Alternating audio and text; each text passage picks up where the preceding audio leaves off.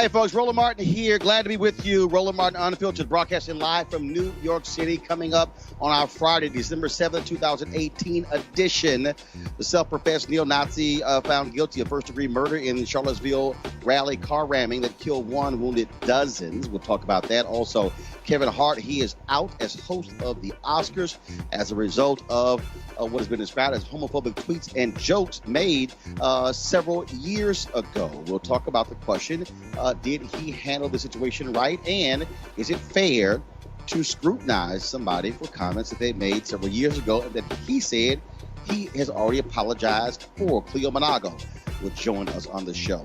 Republican assault on democracy goes on. Today we focus on Michigan, and we will hear from the head of the Detroit NAACP. You don't want to miss Reverend Dr. Wendell Gregory on the GOP's attempt to hobble the new Democratic governor and Attorney General plus Secretary of State in that state. They also, of course, want to roll back the issue of early voting. Folks, Donald Trump nominates a new United States Attorney General, but he is not new, previously serving under the same role under President Bush. How will he affect African Americans? And a student in Rhode Island starts a class action lawsuit to get civics classes back in the classroom. She wants to know how to vote, how to serve on a jury, and how to engage with politics. We'll talk to her and her lawyer. Also, we told you about Tyler Perry's layaway gift yesterday. Now we know how much he spent. Trust me, it's a big number. And the Grammy Awards were announced today. We've got the top nominees. And twice Oscar-nominated costume designer Ruth Carter talks about Black Panther. The other movies she's involved in, of course, Black Panther, nominated for Best Picture Golden Globe. It's time to bring the funk on Roland Martin Unfiltered. Let's go. He's got it. Whatever the miss, he's on it. Whatever it is, he's got the scoop, the fact, the find. And when it breaks, he's right on time and it's rolling. Best believe he's knowing. Putting it down from sports to news to politics. With entertainment just for kicks, he's rolling. It's on go, y'all. It's Roland Martin, yeah. Rolling with Roland now. He's funk, he's fresh, he's real, the best, you know he's Roland Martin now.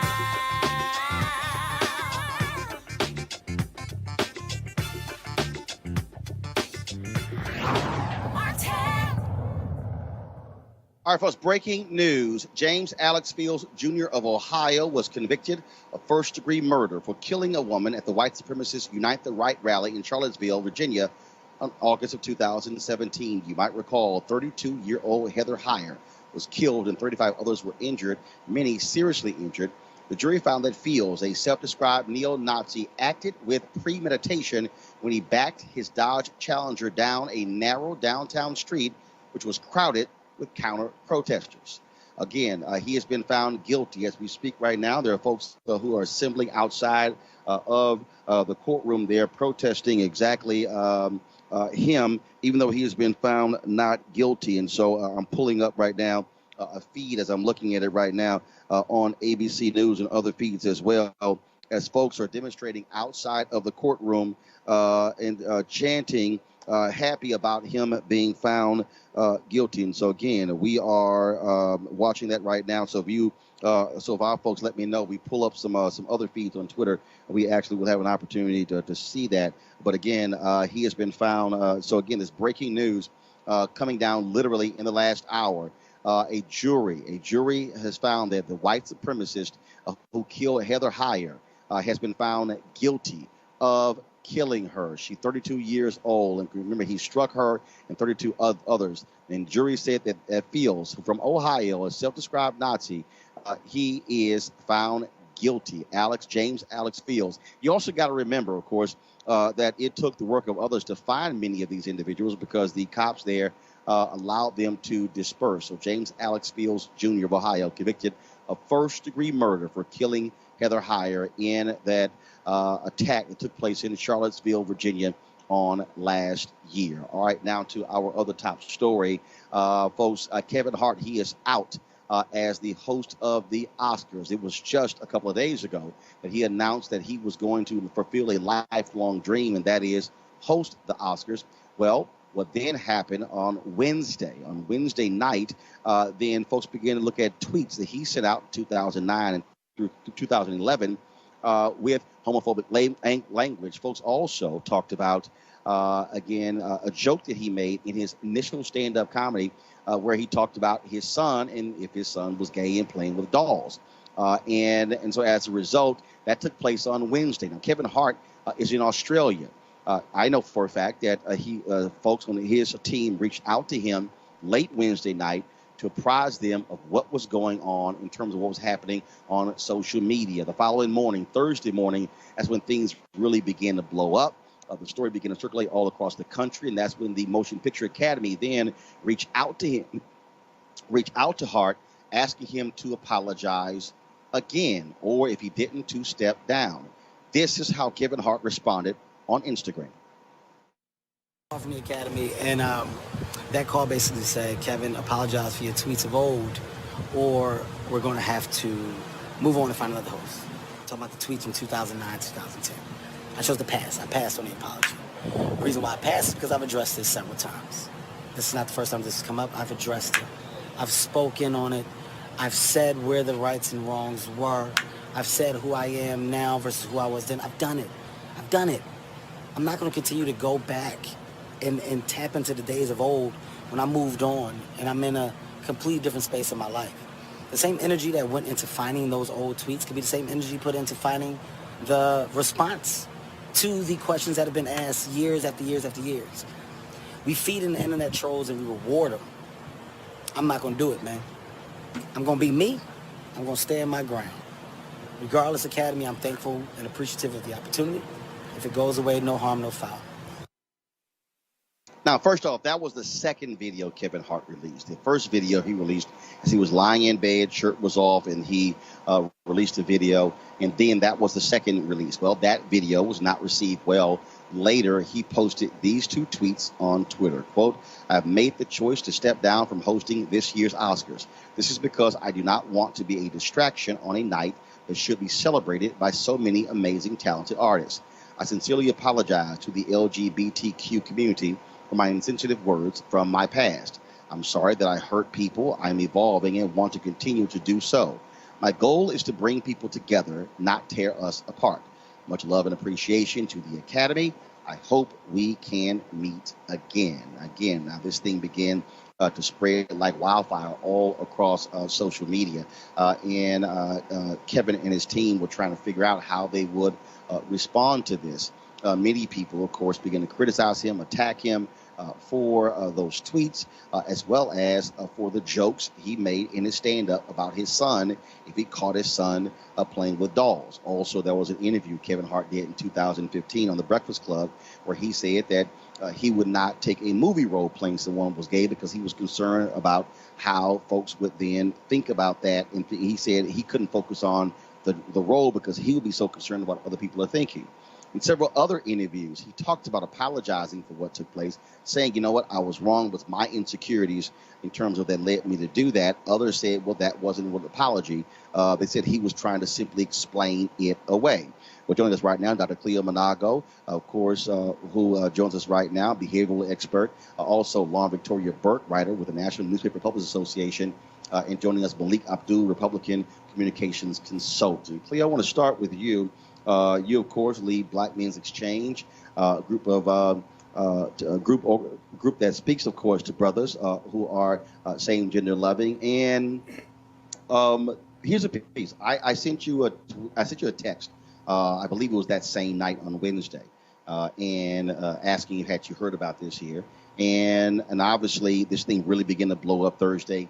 Kevin Hart steps down. Earlier today, I saw a story where the president of GLAAD came out and said that they didn't want Kevin to step down, that this could have been used as a teaching moment.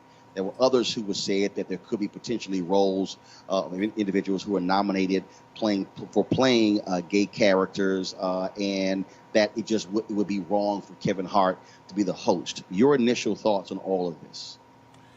Well, for one of the rare moments, I agree with the guy at GLAAD that as opposed to dismissing Kevin and actually, it was a woman. I think okay. The new CEO is a woman. Go ahead. I'm sorry. Well, thank you. I didn't know that. But anyway, my point is that I agree that in this society, particularly in the black community, which is whose Kevin is comments are reminiscent of, elements of the black community who have, in my opinion, man issues, concerns about being seen as gay or not seen as a man, and has to do what Kevin believes he has to do, is constantly talk about fags, if you will, and constantly talking about homosexuality. He's obsessed with the issue, apparently, because he's talking about it over and over again, and there's reasons for that. People want to be seen as a man and want to make public notice that I'm not like that, so I can be seen as a man. But anyway, getting back to the issue that you mentioned, I believe that we always, when we dismiss people, we dismiss an opportunity to create a teaching moment. But the teaching moment, I think, when it comes to black people, needs to be very specific. Like I said before, sometimes what we call so-called homophobia among black people is really black masculinity anxiety, because the society has done some damage to black men, including more recently with the police murders, but we can go back, further back we go, we see torturous behavior toward black men. So there's often hyper masculinity, hyper investment in being seen as a man, as I said before. So when you create those educational moments for black people in particular, we have to deconstruct why we have these reactions and why there's such an obsession with disassociating from homosexuality, even when it's not the topic. Because So here's the question, Cleo, that here was Kevin Hart sent a tweet out also included in his stand-up act. And you have people who are saying Kevin Hart was wrong. He should not be making gay jokes. So the question is this. When you look at comedians, they make jokes about black people. Mm-hmm. They make jokes about women. They make jokes about gay people. They make jokes about politicians, political parties. So the question is, can comedians make gay jokes? Or are we now saying comedians, where typically, again, where it was always on the comedy stage, anything goes, that, oh no, you should not say anything about anybody that might be deemed offensive. Your thoughts? Well, black men can't. I mean, you might remember Tracy Morgan back in the day. Well, no, I'm not asking can't. I'm asking you, I know what you're saying when they say they can't, but I'm saying, should we have restraints on comedians on who they can make fun of? And what I'm saying, if I understand your question, is that you're using the term we and you're universalizing the question of what comedians can do. And I'm saying that black men are treated special. Is my point. That black men are seen in a society as particularly menacing, particularly macho, particularly hypermasculine, and there's a lot of defensiveness in terms of what black men do. And when a black male comedian says something about homosexuality, like Tracy Morgan did, and more recently Kevin Hart, a bigger issue is made about it. Because what's interesting about Kevin Hart is that he's made films. He's a successful film star who made these comments and has made several films since then, but no one brought it to anyone's attention to actually not let him do films. But now this is the Oscars. In fact, Cleo, Kevin Hart said, wait a minute, I addressed this years ago. I'd already addressed this. I already talked about it. And he echoed exactly what you said. He was sort of like, why is this, coming up now? Other people have been saying the exact same thing. And again, the same thing happened, I believe, with Nate Parker, where Nate said, wait a minute, I've made all these movies. And so you're telling me, he says, why is it all of a sudden coming up now? Obviously, the Oscars is totally different. There's this huge international stage, and all of a sudden, it's a brighter spotlight. Well, that you mentioned Nate Parker is relevant to this issue with Kevin Hart, because initially, both of them were defensive. Initially, both of them were like, look, I already said something, I've already made amends, and the gay community, which is a white-ran community and takes advantage of its opportunity to attack black men, don't play that. They want you to grovel immediately. And to immediately apologize, no matter how many times you've done it before, this is the Oscars, you gotta apologize again. And apparently Kevin didn't understand that, just like Nate didn't back in the day. And he apologized later and talked about that he's hurt people and he's apologized, et cetera. But that was not his initial response. So Victoria Burke. Yeah, I mean, I think that what Cleo says is absolutely right. I mean, African Americans are not given the same level of latitude in these situations as everybody else. So it's a combination of course, the big stage of the Oscars, which is a bigger stage than most, and it's the fact that he's an African American, and it's the fact that it's a constituency that he's criticized that has a great deal of political power. also the fact, too, that his apologies in the past have not been as fully throated as some that we've seen from other people in other instances. So, yes, he's right. He's correct when he says he did apologize before. But you really have to get out there and understand what the political atmosphere is that you're living in and what the group that is involved in politically is to do this effectively. So even though he's accurate that he has addressed this before, you have to be very emphatic in addressing it when you're dealing with a group that has this level of political power, which they do. So dealing with that reality, it is painful to see it in terms of, yes, we're fans of Kevin Hart, we want to see him do well, we want to see him do the Oscars. It was a dream of his. But at the same time, until he gets out there in a really, really emphatic way and does it, not necessarily to the exact liking of the people who have been critical of them, because frankly, I think there are people out there who will never let it go, no matter what, in every constituency. Also, I actually think, too, whether it's African Americans, gays, or anybody else, this whole teachable moment thing, I think, is slightly ridiculous. You don't leave it to the person saying the thing to teach you anything. If we did that as African Americans, we would never be doing anything. We don't leave it to the people who criticize us, who've been racist against us, to teach us anything. I don't allow, and nobody allows anyone saying anything critical or racist to define who we are as individuals. It's ridiculous. So I did catch the president of GLAAD this morning. I think she was on MSNBC. And I thought, why do you need Kevin Hart to give you a teachable moment? You either know who you are as a person and you respect who you are as a person, and that's it. You don't need Kevin Hart to define that for you one way or the other, whether he's hosting the Oscars or not.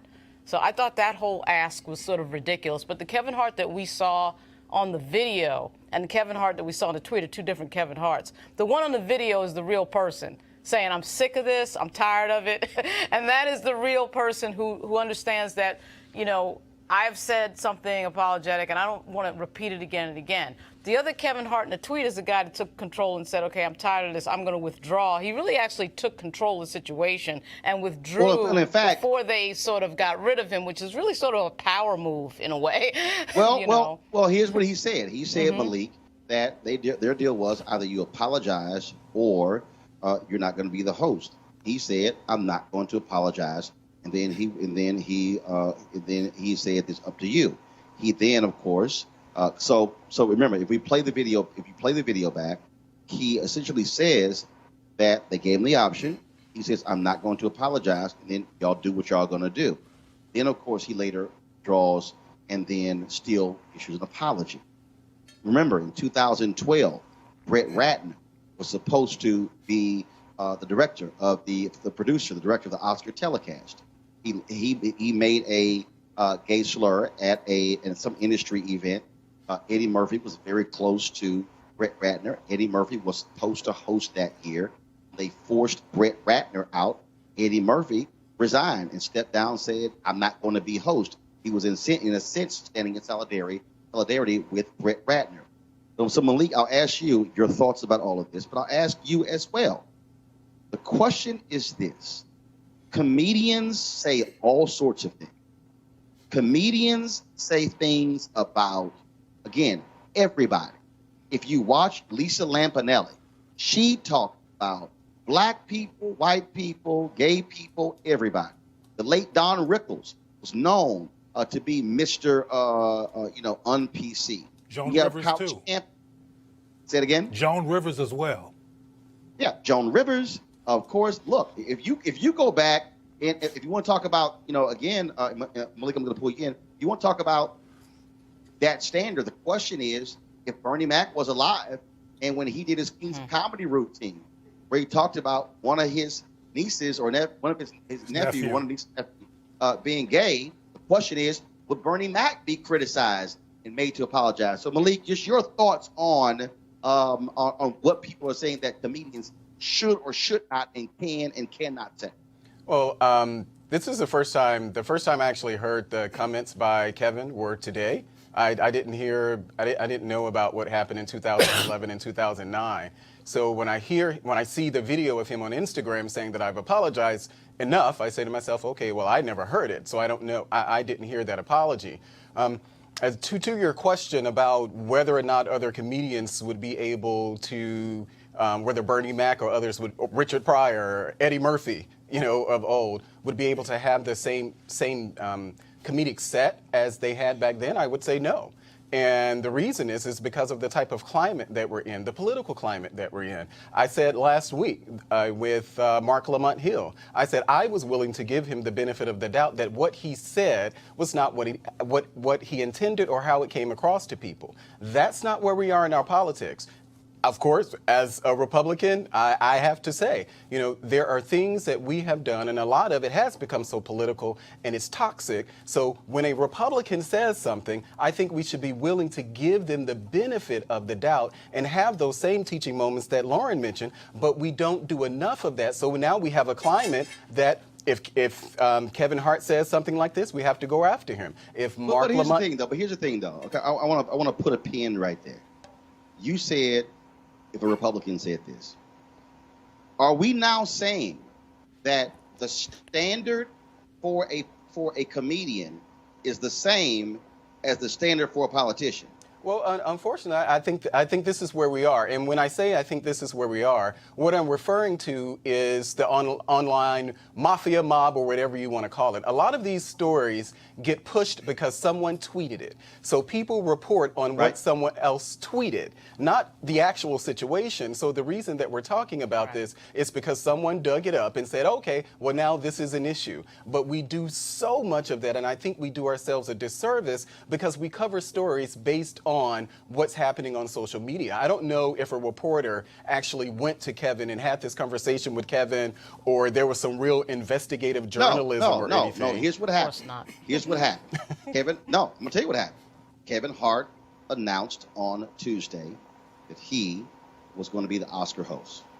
On Wednesday, tweets began to go out talking about this is what Kevin Hart tweeted in 2009, 2010. Mm-hmm.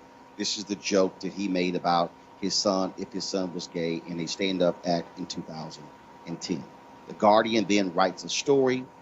IndieWire writes a story, and then it's circulating. And it literally was, this thing was moving around 11 p.m. or midnight on Wednesday. Then, by around 8 or 9 o'clock on Thursday morning, it began to get picked up by Variety, by the Hollywood Reporter, by the Wrap, all the industry trade magazines, and then the story began to go to the next level. So that was a timeline. But I do want to ask the three of you, and the reason I'm asking you this is because I remember when Tracy Morgan made his joke during his routine, and I wrote a column on CNN.com talking about comedians and what they say and the leeway that we give comedians on stage. And I talked about people were saying that Tracy Morgan shouldn't be joking about killing a gay son. And then I talked about, so I wrote this column saying, what about all these other comedians who joked about killing kids? And folks said, no, it's totally different. And folks began to tag me saying, how dare you write that, when what I was asking is, okay, the comedy stage used to be that place where anything goes. Nothing was off limits. So the question is, have we come to the point where the comedic stage, we're saying now that, oh, there are limits, and what do y'all think about that when it comes to the freedom of what comedians have always said and done? And are we also now going to judge comedians based upon a comedy routine from 6, 7, 8, 10, 12, 15 years ago? Well, Roland, anybody can jump. We used to have Al Jolson and the minstrel show in the United States, right? That was perfectly acceptable. And so we have to understand as African Americans the obvious.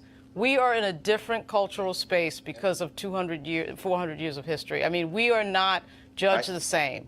And that's why, and Cleo, you can come in, right? I know you're going to say something on top of this that's going to layer this out correctly.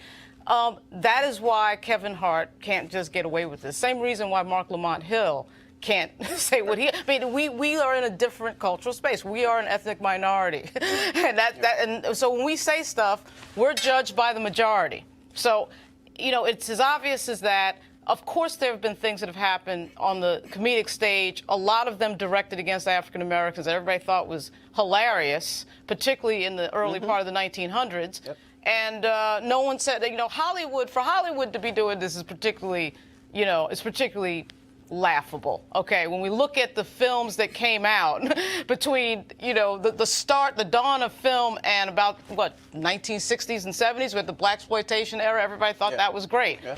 So, I take all of that. I'm not saying it's okay to say negative, bigoted things against any group. I don't care who it is. But we are judged differently. Sorry, Cleo, I went a little long there. Okay, Cleo, then Malik, then I'm going to the next story. Well, she's correct, and I said that earlier, that we are judged differently, and which was my point in the first place. But I want to reiterate something that inspired by some of your comments, Roland, when you mentioned Lisa Lapinelli, and I mentioned Joan Rivers, and other people were mentioned. Back when Tracy Morgan was accused of what he didn't say, he didn't say he would kill his son if he was gay. And we don't have time to get into what really happened. It was the topic was bullying. And at that time, bullying was the thing in the media, and he talked about if his son better not let himself get bullied. And that was the issue about my son better not come home, make himself look bad and being a victim and being bullied. And it was interpreted as something about gay. He didn't even use the word gay, Tracy, but he was targeted. And that's my point. I believe that that Kevin is being targeted. Lisa Lapinelli, who was alive and still alive back then during Tracy's time, Joan Rivers, these people say all kinds of horrendous racist and so-called homophobic things, but Tracy was the one who got attacked. So I want to reiterate the fact that there is special treatment here. I also want to make it real clear, though, that if you take the comments that Kevin Hart said literally, they're problematic. They're violent, they're rude, they're dismissive, they're oppressive, but he's a comedian. Right. Like Lisa Lapinelli, like the late Joan Rivers, and these other people that say horrible things about people all the time. So if we remove the context and replace it with racism, then again, what Lauren is saying becomes more relevant and more focused here in terms of why this man is in trouble now. And what I hope he doesn't do, I can say this real quickly, is go out and run behind the HRC's new executive director and do a Please Love Me and I Love You campaign. That's going to be real optically problematic for a brother to go around doing that. So if he does, so what you're saying, if Kevin Hart goes up there, he should be aligning with black folks who are saying gender loving. No, I didn't say that. I'm just asking. Well, okay. I think that black people need to have a conversation about this issue. Black folks has never had a rational conversation about sexual diversity and sexuality and same-gender loving people as a focus with an intention to actually engage it and learn some things about it. So part of what going on so that's what I'm saying. I mean, I don't care who Kevin hangs with. He don't got to hang out with me. I don't need him to do that. But I do need people to be responsible. All right, folks, let's go to our next story. Let's talk about what's happening in Michigan, where the Republican-controlled legislature has passed laws that ties the hands of the incoming Democratic governor, Secretary of State, and Attorney General. Not only that, they are seeking to overturn proposals passed by voters that would allow persons to register to vote up until the day of the election. And they passed two bills that would water down another voter initiative. This one would hike the minimum wage and require employers to provide sick pay. Let me get this straight. So the voters elected Democrats statewide, now Republicans, they want to change it all. Joining us right now is Wendell Anthony. He is the head of the Detroit NAACP. Reverend Anthony, how you doing? I'm doing fine, Roland. Thank you for getting my name right. This is Reverend Wendell Anthony, as you said. Of course I got your name right, okay? Because you the one sent me a text with your statement earlier about what's happening. So don't let me start talking about you wearing your gator. See, why you gonna go ahead and go there? All right. So, but here's what I'm trying to understand. What the hell is the point of voters passing an initiative if the legislature is going to say we don't have to follow it? Well, that's precisely what we're concerned about, Roland. This is the highest level of hypocrisy and deceit and treachery. It basically grows out of the fact that somebody didn't get the memo that the Democrats won the election in the state of Michigan, that they are trying to set themselves up to maintain their bases of power. We won the governor's office. We won the Secretary of State's office. We won the Attorney General's office and a number of offices underneath that. In addition to that, we had two bills, two proposals, Proposal 2 and Proposal 3. One dealt with the redrawing of the congressional lines so that you could not pack, stack, rack congressional districts in your favor, which means that even when you outvote the other folk, they still wind up winning because of the way they have constructed the congressional lines. We won that. We won it overwhelmingly. Everybody in Michigan wanted that to the degree that we need to move away from that. And we also won the greater access to the voting booth. In other words, we won the proposal which promotes the vote, which gives us greater access to the voting booth. You can vote early registration, even up until and including the day of voter registration. We passed those initiatives. Now the Republicans are a sense of anger, are a sense of trying to put themselves up in preparation for 2020, trying to reduce, trying to retract, trying to subtract, to eliminate the voting access and possibilities of people are maintaining their power and come with all these bogus proposals, these bogus bills in their haste to reduce the power and the impact of the incoming administration. It is the greatest heist. It is the greatest theft of political processes since let me get that right, since Jesse James and his brother Frank James were robbing trains in the Missouri territories. It is a theft of the highest order, and we cannot abide that. Well, and again, to look at this, I mean, I understand, first of all, we understand politics. And so what they're trying to do by tying the hands of the new Democrat governor, attorney general, and secretary of state. But those voter initiatives were not Democratic voter initiatives. Those were voter initiatives voted on by Democrats, Republicans, and independents. That is the will of the people. All of it is the will of the people. Roland, you're talking like you make sense, like this is based upon pragmatism, that this is based upon reality. You just talked about comedy with Kevin Hart and the situation he's in. Well, unfortunately, this ain't comedy. This is tragedy. This is a result of people plotting and strategizing, not only in Michigan, but in Wisconsin. They're doing the same thing. In North Carolina, 2 years ago, for the same reasons that we are objecting to this now, the federal courts have reversed and said what they did in North Carolina was unconstitutional. Yes, Republicans voted for Proposal 2 and Proposal 3. Independents voted for it. Democrats voted for it. Everybody voted for it who supported those proposals. Now, these rogue Republicans, and that's precisely what they are rogue Republicans who, if you really are talking about and concerned about voter fraud, this is Democratic fraud. They're using the guise of their majority in the House and in the Senate in Michigan to pass laws that are against the will of the people. I don't hear President Trump talking about we need a voter integrity commission. I don't see Chris Kobach leading the charge to say we need to come in Michigan and in Wisconsin and in North Carolina and other places to correct the wrongs that have been made. This is a short-term gain, but it's going to cause long-term pain. We must not, as a voting electorate, step back. We must step up.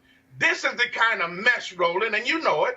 This is the kind of stuff that discourages people from voting.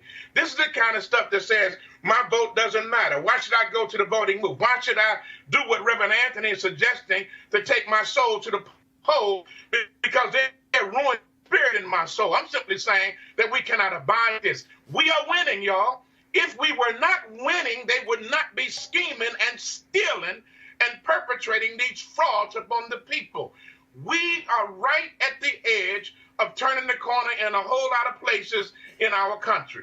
We turned it in Michigan. We turned it in Georgia and in Florida. We won those elections, Roland. You know it as well as I do. They stole those elections. Ain't nobody talking about let's send the commission down there. We ain't heard Trump say nothing. I hear the sound of crickets. I don't hear nobody saying anything about the real fraud, the real deceit, the real thievery that's going on in our nation. If you really want to do something for democracy, then let the will of the people prevail. You might get over today, but tomorrow we coming right at you. Last question. The governor, Rick Snyder, he could veto these bills or he could sign them. He has 14 days to review them. I'm looking at the Detroit News, and he said what took place. This is the will of he said largely they've set their own course, talking about Republican-led legislature. and he said, "I'm waiting to see what comes to my desk, and I'll review it in a thoughtful fashion. I'm going to look at it from what I believe is the best public policy answer for the state of Michigan, just like I have for 8 years. So is it time now? Is it your plan to put pressure on the governor to veto these bills that are passed?" Absolutely, Roland. Not only to veto them if they get to them, but to not sign the bills. It's legacy time. Rick Snyder is on the way out. He carries with him the legacy of Flint, Michigan, who still and cannot get the kind of clean water and new pipes that they deserve. One of the communities in America that is still suffering after 2 to 3 years from poisoned water. You don't want to go out that way. Don't go out having turned the page on democracy by allowing this hypocrisy to prevail. We're asking the governor and calling upon him to do the right thing. He knows that within his own heart and within his scope of political acumen that this is wrong. This is a tragedy of the highest order. You remember, Roland, that when Nancy Reagan, First Lady under Ronald Reagan, was serving, she waged a campaign. It was doing what they call the war on drugs. Well, this is a war on democracy. And what did Nancy Reagan say when they were talking about how to defeat this?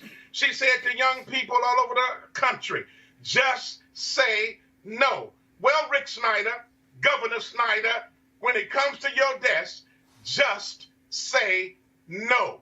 This won't go, and go out in a bang. Don't go out in a boom, to the degree that you did not exercise the right option and do the right thing. We must not be silent. We don't plan to be silent. We must keep the pressure on. Dr. King said it well. The time is always right to do what is right. Now's the time to do the right thing and vote no, and don't sign these deceitful, treacherous, fraudulent bills under the guise of expanding democracy when you're really lifting up hypocrisy. Reverend Wendell Anthony, of course, President, Detroit NAACP. I really, really need you, Reverend, to come out of your shell. Roland, I'm going to do the best I can. You know, I'm such a shy guy, and I force myself. But whenever I see you, I just get so inspired that I can't help myself. I appreciate it, Reverend Anthony. Thanks a bunch. All right. Yeah. All right, thanks a lot. All right, folks, let's go to the issue of the criminal justice reform bill that is in the United States Senate. Looks like Mitch McConnell, majority leader, is doing everything he can to kill this. Of course, it was passed in the House. If the Senate passes it, Trump has said he will sign it. Earlier today, South Carolina Senator Lindsey Graham tweeted this morning. Just talked with President Donald Trump. He strongly believes criminal justice reform bill must pass now. He also indicated he supports putting criminal justice reform bill on year-end spending bill, which must include more wall funding. So now criminal justice reform is being held hostage to the wall. Here's the thing, though, folks, that we have to actually deal with when you talk about this particular bill that we have to address, and that is the votes are there. You have Senator Tom Cotton, who has replaced Jeff Sessions as the biggest person who wants more people to be in prison. You have Republicans who want to pass this. Senator Mike Lee has gotten into Twitter fights with Senator Tom Cotton on this very issue. Then you have this Sheriff's Association that Tom Cotton has gotten them to oppose the bill, but you've got other police organizations that support the First Step Act. Lauren, I want to go to you. Here's what you have here. I think you have Senator Mitch McConnell, who does not like this bill, who wants to kill this bill. And what Mitch McConnell is doing, he could easily call, he says there's no time on our calendar. How long does it take to actually call a bill up? He, I think, is desperately trying to run the clock out so it doesn't get voted on, knowing full well when the Democrats come back controlling the House, they're going to pass a completely different bill. Yeah, the thing that's so odd to figure out about some Republicans, because it's not the majority in this case, not even close, is, you know, you have to ask, why is Mitch McConnell here? You know, why is he in public life? I mean, I can't figure that out because there is no there. He doesn't stand for anything except sort of cutting taxes for rich people, and then that's about it. And I guess following what Donald Trump does. But unfortunately, and I think Paul Ryan was right about this a few years ago when he said it. I mean, the Republican Party at some point does have to be the party of ideas and doing something, and not just criticizing Barack Obama and coming up with, negative things to say about Hillary Clinton. And unfortunately, their leadership has sort of lost that. And I think certainly in the case of Mitch McConnell, that's happened. But if you notice, and this is what's so odd about this particular situation, the president, Chuck Grassley, Mike Lee, a lot of other Republicans, I would say the majority of Republicans in the Senate, want to vote for something. They want at least for there to be a vote, and now, in a complete perversion of our democracy, it's like it's so difficult now to get a vote to the floor on anything. And unfortunately, this problem has been bipartisan. We did see this with Harry Reid, same thing. Everybody's afraid to take a vote because everybody's afraid it's going to come up. And this is connected to the power of our technology and communications completely changing the last 20 years. Everybody is afraid to take a vote, be on the record for something, and then have it come up in an election. So everything is just driving that. And I guess that's what McConnell's doing. He never articulates exactly what he's doing, so I'm guessing here. But this is a strange situation because you do have a Republican president, a Republican Senate, Republican House. The bill is passed the House bipartisan fashion, and you still can't get a vote in the majority Republican Senate. I mean, how does that make sense? Wow. On justice reform that was crafted primarily by Republicans.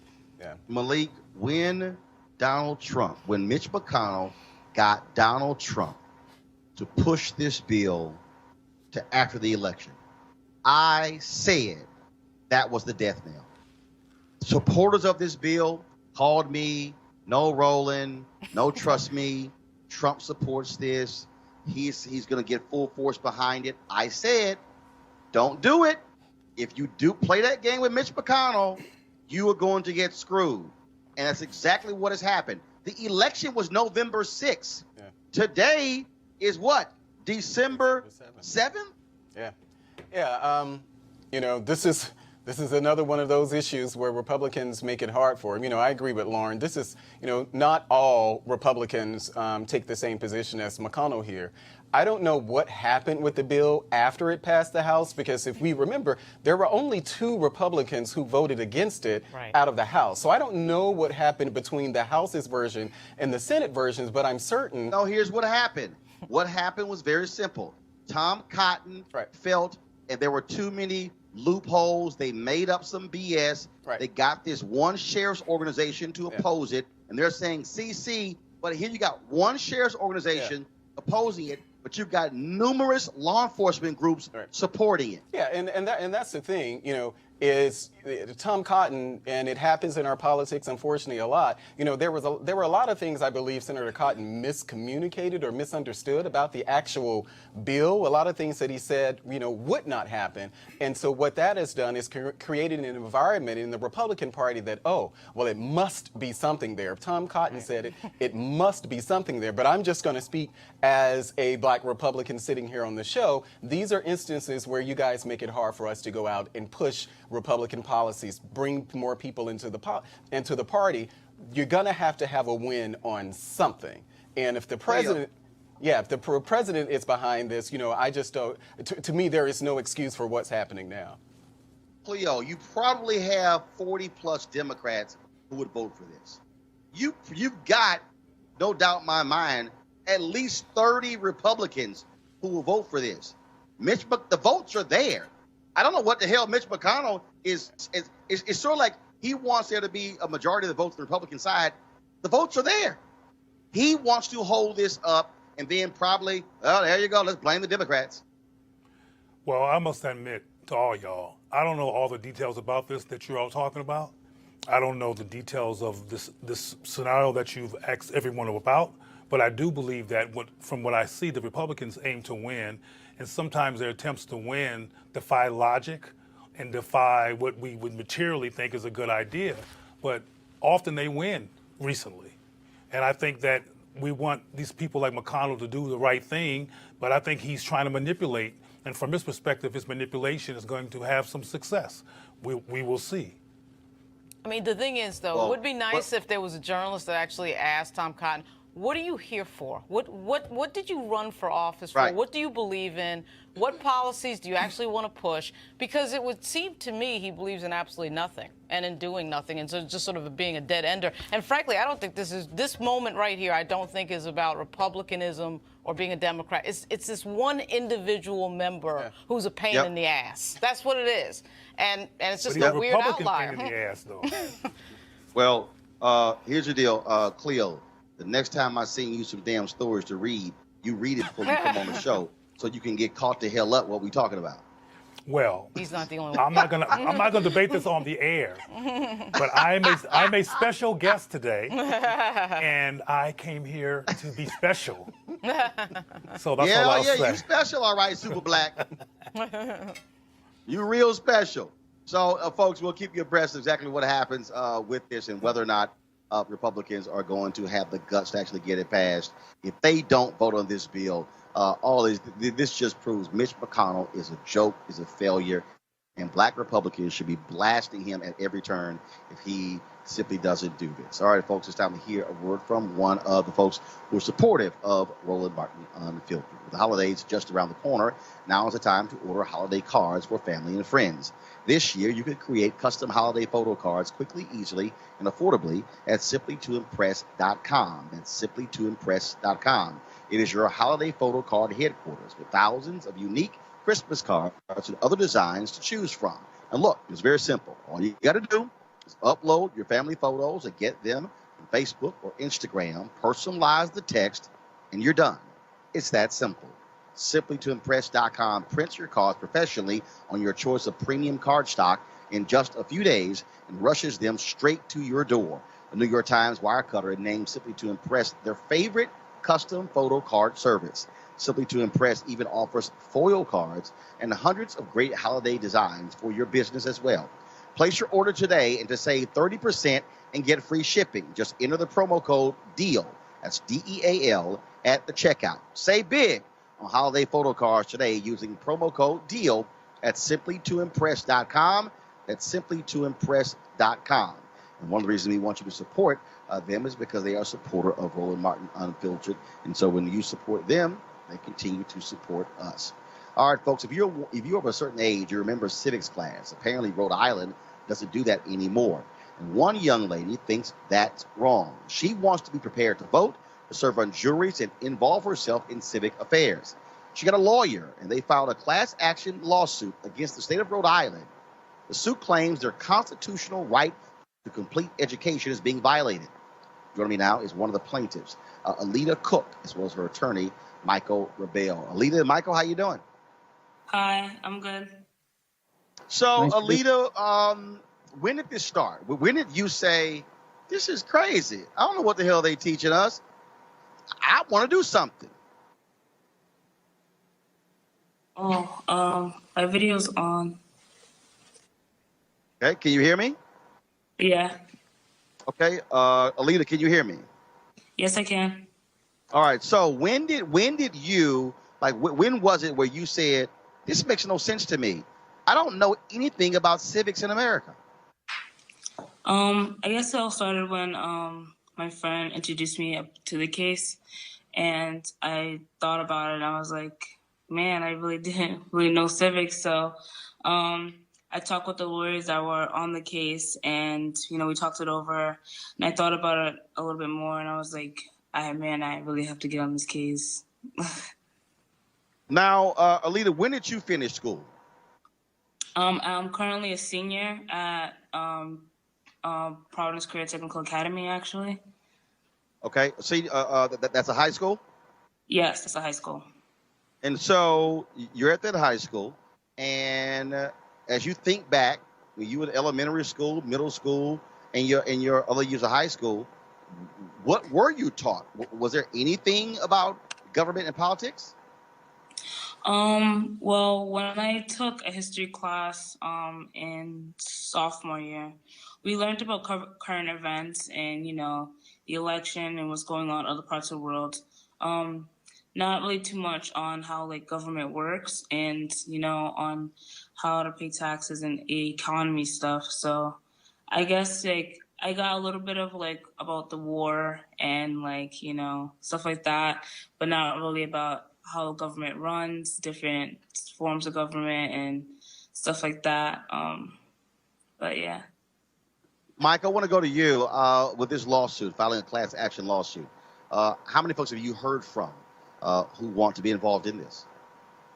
Well, we've had meetings all over the state of Rhode Island, and I'd say we've heard from hundreds of people who are really concerned about this. And part of the history and part of the reason we went to Rhode Island is they've tried twice to bring cases in the state Supreme Court complaining about the education system there, huge inequities, especially in schools with high minority and ELL populations. And the legislature's been totally unresponsive. The state Supreme Court was unresponsive. So that's why we started thinking about a federal case. And I've also been looking at this issue from a national perspective. And Rhode Island seemed a good place to bring a test. And then when we went there, people like Alita and many of her colleagues were very receptive. They were saying that, she just put it, they take American history. There's no required civics course in Rhode Island, by the way. And they learn about the wars. And one of the other students says, I know what manifest destiny is from the 19th century. It's got no relationship to my life. They didn't tell me anything about local government, that we could make a difference. We could vote on things that would really matter. We almost gave them a civics lesson in talking about this case. So I think some of these students like Alita have really gotten into it. And she's also quite articulate in saying that she's about to graduate, but she's really doing this for her younger brothers and sisters. And I just think that's great. Michael, have you seen a similar suit like this anywhere in the country, and has it been successful? Well, as a matter of fact, you were just talking to folks in Detroit. One of my colleagues, who also is very much involved in education reform, which I've been my whole career, he brought a case in Detroit where the situation, I hate to say this because things are pretty bad in Rhode Island, but it seems to be even worse in Detroit. They've got powerful evidence that the Detroit public schools are basically dysfunctional, that most kids graduate there functionally illiterate. So they brought a federal case, and both of us are relying on Supreme Court precedent from 1973 that said there may be a constitutional right to an adequate education, the kind of education you need to exercise your fundamental rights as a citizen. So that's what we're doing. The Supreme Court left that open. They said there may be a right like that. They didn't deal with it in that 73 case. And they said, we may look at this in the future. So given everything that's happening in our country, I think the time is now to say that we can't depend on our politicians. We can't depend on Mitch McConnell and his ilk, the kinds of things you were talking about a few weeks ago. We got to look to our future generation. We got to look to the young people. And if they're going to get involved and take over things, we have some hope for the future. But what they've got to learn is how to have conversations, rational conversations, respectfully with people with different views. They've got to learn how to get accurate information from the internet. They've got to learn how to use social media in a positive way, to have the kinds of discussions you're having tonight and not rant and rave. But those kinds of things are not what they emphasize in the schools. Right. So we're looking for a robust definition of the skills you need for citizenship. You need deep knowledge of history and economics. You need critical analytic ability. You need experiences like school government, like visiting local city councils, like getting involved in extracurricular activities where you interact with people from diverse backgrounds. You need to learn democratic values, rule of law and all. So that's Alita, what we're looking for the courts to say is every kid's right to really learn this stuff. The Detroit case, they're emphasizing the importance of literacy. And certainly you can't stress that enough. But I take a little issue there because we get one shot possibly at the U.S. Supreme Court. Right. And if they're going to decide that education for citizenship means sixth grade literacy, well, it's better than nothing. And it may help a lot of kids in Detroit, unfortunately, if they're not even getting that. But on the Gotcha. national scale, you know, we want education to be, especially as All you right. will, in the So high poverty, low income areas where kids like Alita are not getting a fair shake. Give them the kind Alita, of let me ask money we're talking about is going to Alita, take let me some ask you this question here. some action. Michael, hold on one second. Alita, I got to ask you this here in the final question for you. Your classmates, what are they saying? Are they saying, what are you doing involved in a lawsuit, or do they want to join you?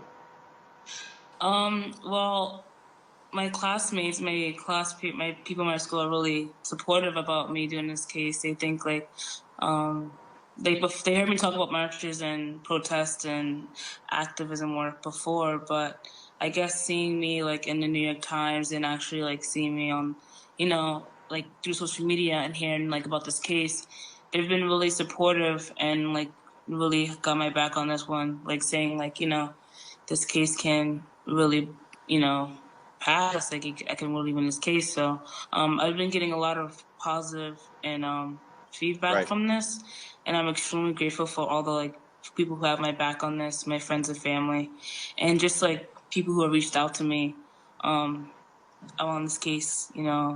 Even though I didn't think I will, become quote unquote famous for this, but I'm just extremely great. Humbled and blessed to get opportunity to speak my mind on this case. Well, we certainly appreciate you. We certainly appreciate you doing it, Michael. We thank you for being involved in this case as well. We'll be following it to its conclusion. Alita and Michael, thank you so very much for joining us. Roland Martin Unfiltered. Thank you for having me. All right, folks. Yesterday we told you about Tyler Perry's gift to folks in Atlanta with merchandise on layaway. Today we found out the size of the gift. It totaled $434,000. Man, Madea hooked up y'all Christmas. And so way to go to the folks who had layaway at 2 Walmarts there in Atlanta. Folks, the Grammy Awards came out today. The nominations include some great musicians. And so leading is Kendrick Lamar with a total of 8 nominations, including Best Rap Performance, Best Rap Song, and Record of the Year. Right behind Kendrick is Drake with 7 nominations, including Record of the Year and Album of the Year. Next up, of course, is producer Boy Wonder with 6 nominations, including Producer of the Year and Record of the Year. Cardi B, 5 nominations, including Record of the Year and Album of the Year. Also with 5 nominations is Childish Gambino, including Record of the Year and Best R&B Song. Also her, including Best New Artist and Best R&B Song. SZA rolling in with 4 nominations, including Best Rap Song Performance and Record of the Year. Toni Braxton has 3 nominations, including Best R&B Song and Best R&B Album. Tied with Toni are the Carters with 3 nominations, including Best Urban Contemporary Album and Best R&B Performance. My girl Layla Hathaway has 3 nominations, including Best R&B Album and Best R&B Performance. And so congratulations to all of them. And also so many other people actually got nominated as well. And I am going to, so I got a text earlier, gospel artist Brian Courtney Wilson also picked up, I believe, I'm looking for his text, 2 Grammy nominations as well for Best Album and Song Performance as well. And so if you go to the Grammy website, you can check that out. All right, folks. Ruth Carter, she's being nominated for 2 Academy Awards for costume design and is likely to get a 3rd nod this year for Black Panther. And so we recently caught up with her at this year's Essence Festival in New Orleans. Before I roll that, I want to thank Cleo, Lauren, as well as Malik for being on our panel today. And so I'm going to go ahead. So we're going to play the Ruth Carter interview. Then I got to run out. I'm in New York City because, of course, my girl Kerry Washington is in the Broadway play American Boy. She's been American Son. I'm sorry. She's been hitting me up for the last 3 months saying, look, I got to come to New York to check this thing out. My understanding, she gives a major performance in this. It's also directed by Kenny Leon. And so I'm actually headed there. And so the play starts in 51 minutes. So I've got to run out and go to that. And so we appreciate all of you for watching us. And so here's our conversation with the great Ruth Carter. Folks, we're here at Essence Festival 2018 with Ruth Carter, of course, and everybody keeps saying Ruth Carter, Black Panther, but she's done a hell of a lot more movies than that. How many movies have you done in terms of costume? Oh, I don't think I've counted lately, but I think it's over 35. Right, right. So, I mean, and I say that because you're not new to this. You know, people all of a sudden like, oh my God, because of Black Panther. No, you've been in this game. Yeah, I've been in this game for sure. Of 35 years, Malcolm X, two nominations, Amistad, Tina Turner, What's Love Got to Do with It? I've been doing this a long. I love what I do, so it doesn't feel like work. And then I looked up one day, and it was 35 years later. So what can I tell you? Are you amazed, though, how many people, again, because of the success of Black Panther, not only are they interested in the various African fashion elements, but also they now realize there's another aspect of Hollywood filmmaking that's not just a director or the folks who are in front of the camera. Yeah, it's really nice that the costume in Black Panther kind of brought costume design to light. And I have been designing for superheroes for a long time. Malcolm X was a superhero. Tina Turner was a superhero.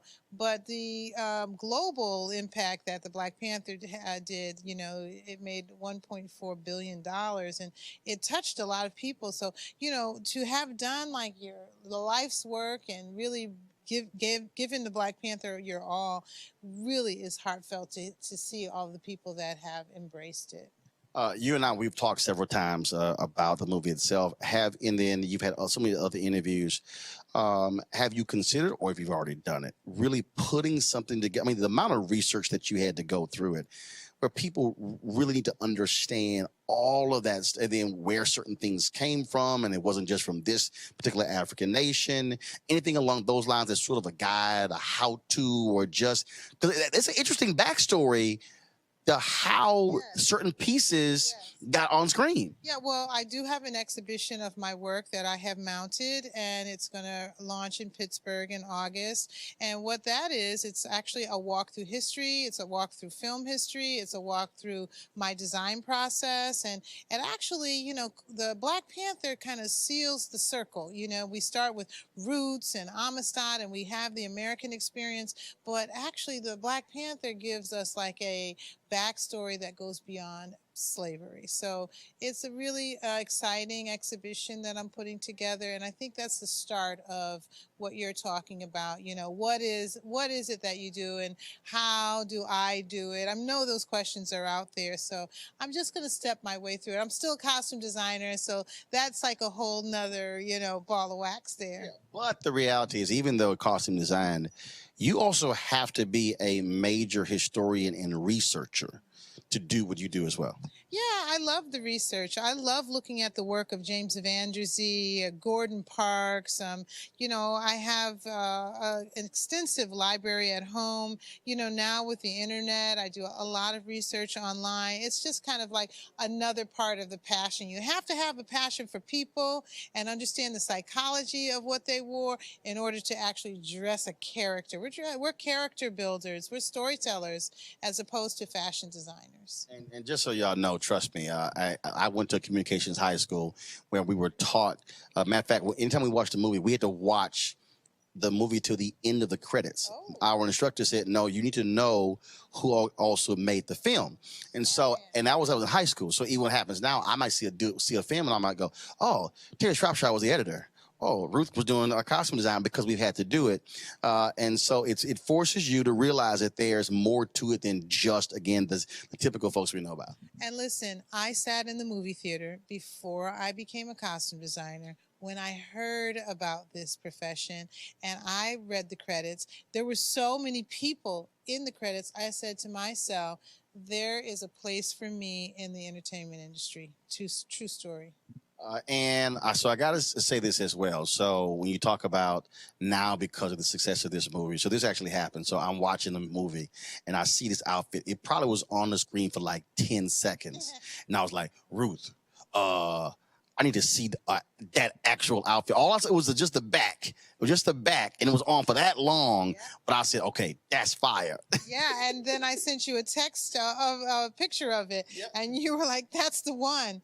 So, yeah, that was the special time when T'Challa was taking the throne. And, you know, Kente is worn primarily for special occasions. So we lined his full-length vest with Kente.